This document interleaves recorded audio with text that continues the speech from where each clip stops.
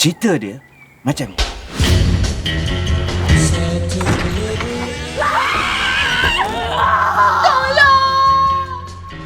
Lepas tu apa jadi?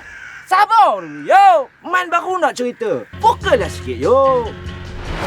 Bila dengan wayang cerita menggemping kok pada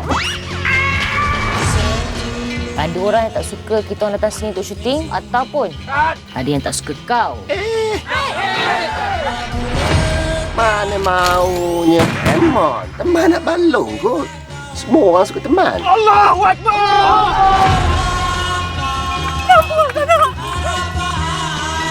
Sabar.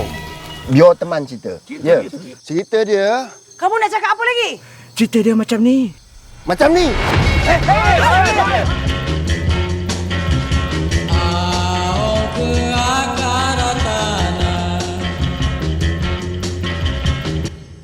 Ingat Yeling, ingat Syakur Rahman.